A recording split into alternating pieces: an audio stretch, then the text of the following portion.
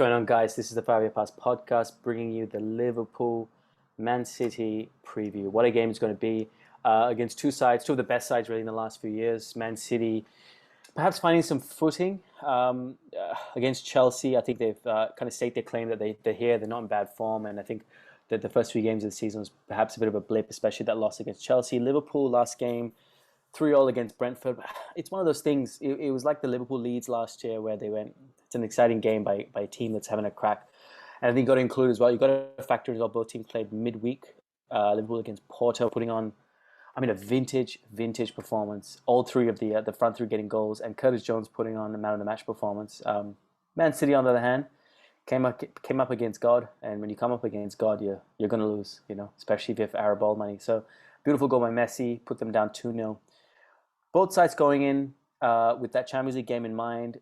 Both basically played full teams, except for Liverpool, who had to use Milner right back. Shyam, what a game, man. I think this is going to be great, and I'll give you my reason why, but I know you're excited about this game as well. Talk us through it, the little bits leading up to this game, the kind of narrative. Yeah, you summed it up really well. It's the two best teams in England over the last 5 years coming together, be it Anfield as well. I've made comments about City's terrible support, but you can't doubt Anfield support, and they'll be absolutely roaring for this. City, they had questions over them, given that sort of a couple not horrible results, but they started the season slightly slower than they would have liked. But they put on a commanding performance against Chelsea. They clearly deserve that win. Liverpool, as you said, the Brentford game, that sort of thing can happen.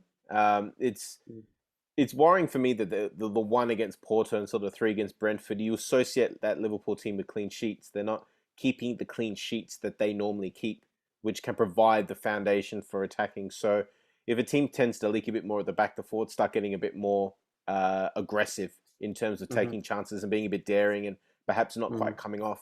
So it'll be interesting to see how solid Liverpool are at the back. And I think the battle, I think it's really going to be interesting to see how Liverpool and City go at each other. Because I think that Klopp doesn't play cat and mouse very much. Klopp generally, I'm not saying all the time, but generally has one way. He likes his the Gangnam pressing. He likes having a go. And I certainly think that at home, he would love to do that. But is he going to how is he going to do it? Is he just going to go all out, or is he going to wait for City to get the ball in certain areas?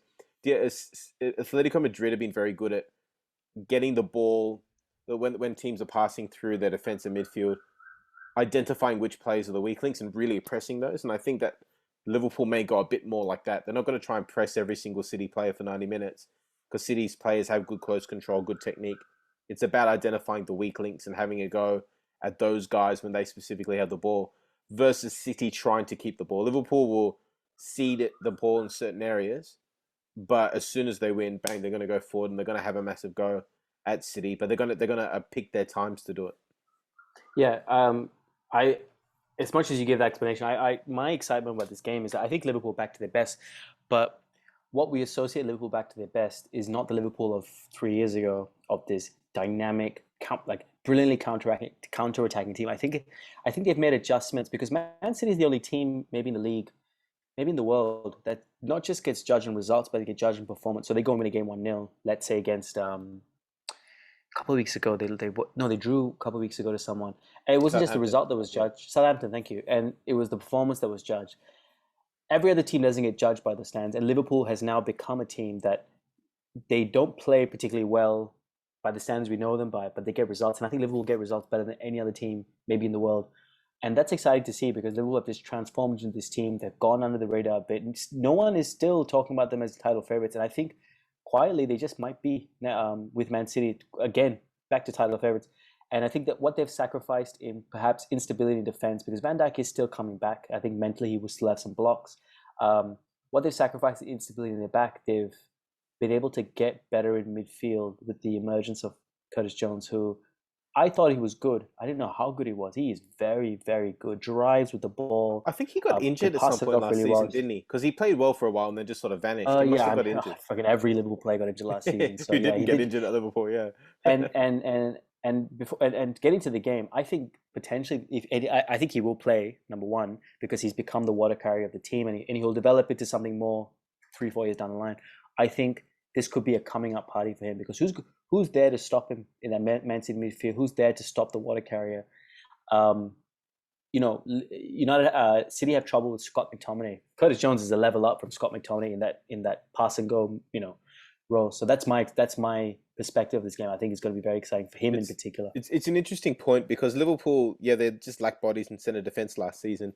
You look at the Mm. guys that come in. Van Dijk's come back from long-term injury. Matip's one of those guys Oh, who's Gomez, yeah, perpetually on and off injured. yeah, Konate's, I really like Konate, but he's also a new player, so he's getting yeah. used to a new club. Gomez also had a long-term injury, so that slight instability. There's been more rotation with the fullbacks this year. Milner Hmm. and the Greek fellow, I forgot his name, but they're playing Yeah. more games to give Robertson and Alexander-Arnold just a bit more time, Mm. a bit more load management. Sorry, is what I'm saying. But you're right about that midfield. I did make comments before the season about those 2-8s in the Liverpool team and how getting that right is going to be a big thing for them this year. Henderson's playing very well. Curtis Jones is taking a step up, and it's interesting when you look at Liverpool.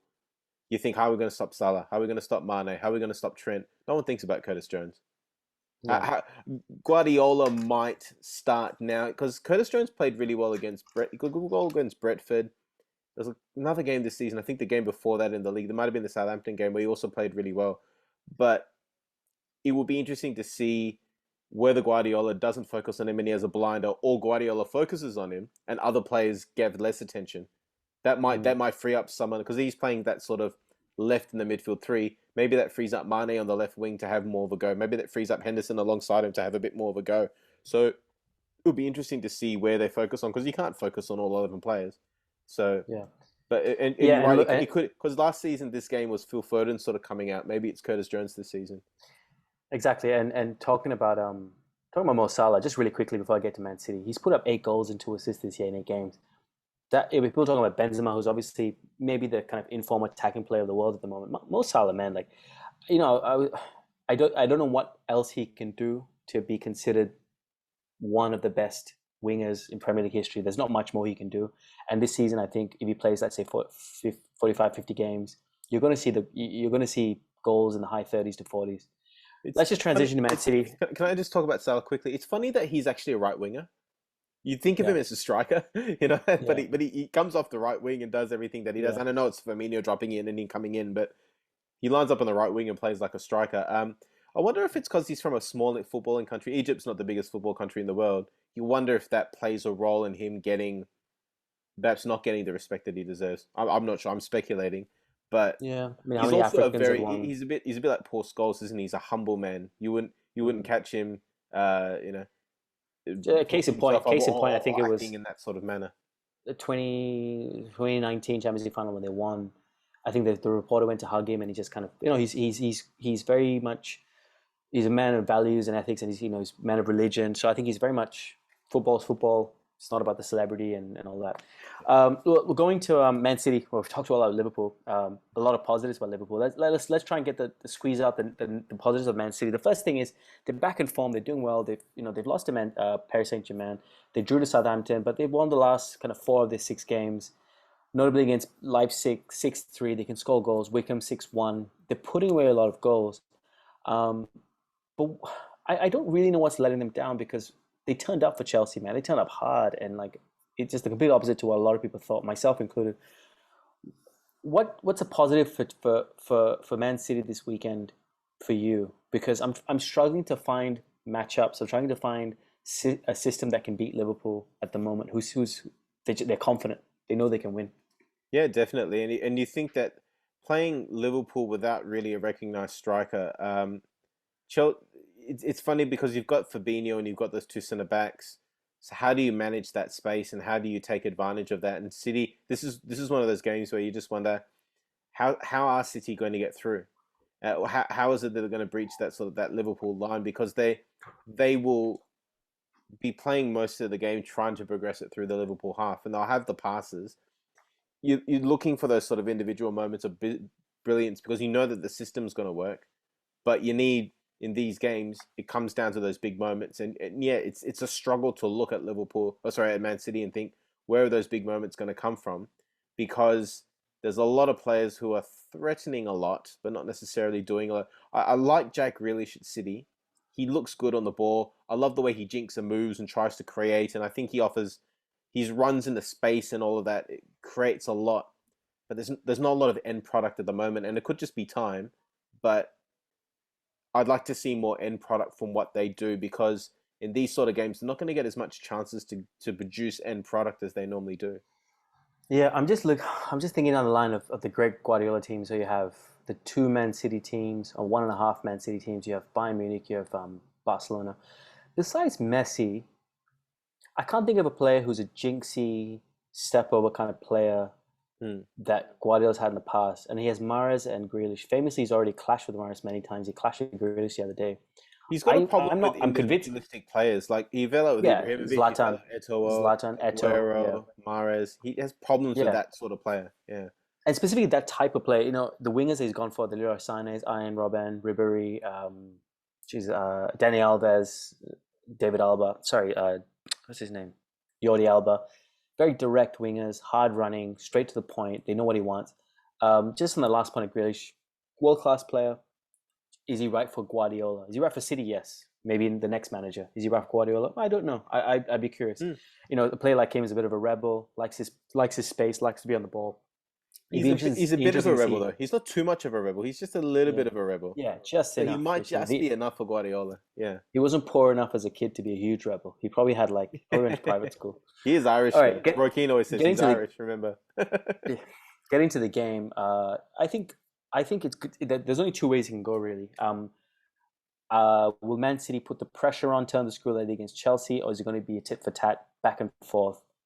If you had to pick one, where are you going for this? Like, which way do you think it's going to go?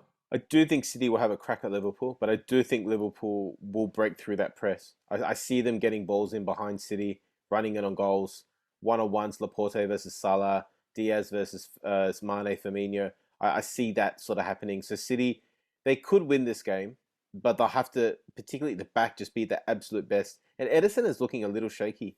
I'm Yeah. not really rating his form at the moment. I've made a comment last week about Allison perhaps not being at his best. I think Edison is also not quite at his Not his best. best. I mean, these guys have played. They played the Copa America all summer. Both of them were in the Mm. squad. Edison, I think, was the one who was playing. I think Edison was the one actually playing, if I remember Edison correctly. plays for Brazil, yeah. Over Yeah, Alisson, and yeah. Allison is the number two. Yeah. So I remember Di Maria. He played in the final when Di Maria chipped in, but Yeah. yeah, he's just not quite there, and that can happen after a tournament summer. So you get it. I do see Liverpool getting over the top in this one. I'm going to go 3-1 at Liverpool. I Oh, think that interesting. I Jesus, think I okay. think the winners will come late. I think it'll be gripping for a long time, but I think when Liverpool hit that knockout punch, I think it's going to be a big knockout punch. And these Liverpool, City, and Chelsea are sort of starting to pull away from United a bit. United have been poor recently. They need to get Yeah. their shit together.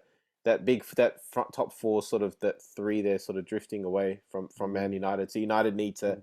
get their act up, because the other teams are not only playing at a high level, they're getting better. And I think this game will be good evidence of that. Yeah. I'm going to go with Liverpool win as well. I just maybe that convincing. I think the performance will be. Hmm. But I You don't think it'll think. be I a think 2 statement win? 0 maybe 1-0. Yeah, it'll be a statement win. And yeah, just to move on to United, you're definitely right there. And I think this game, United looking this weekend going, there's points to be dropped somewhere with this game, and I think United have to win the. We'll obviously be thinking a lot about Everton on the weekend and wanting to win that, and also just getting back a bit of form. I don't think it's terrible form. I think there's an excuse for young boys. I think West Ham as well in League Cup. So I think the last game was a bit of a shock against Villa. So yeah, it is. It's poised to be a big one. Liverpool, Man City in the weekend. Um, any closing thoughts, Sham? No, I mean, this game will be the last one of the weekend, so we'll know where everybody sits afterwards, and these teams will know what they need going in. Um, United have a tricky game. Chelsea are playing Southampton City. Expect them to win, but I wouldn't be surprised if United drop points and the winner of this game goes top of the table. Yeah, yeah. No, I wouldn't be either. We'll finish up there, Sham. Thanks so much for watching, guys. Don't forget to like and subscribe. Liverpool Man City Sunday night is going to be a huge one before the international break. We are the 5 Year Pass podcast. My name is Suddy. This is Sham. Keep football simple. And as always, Keep passing, guys.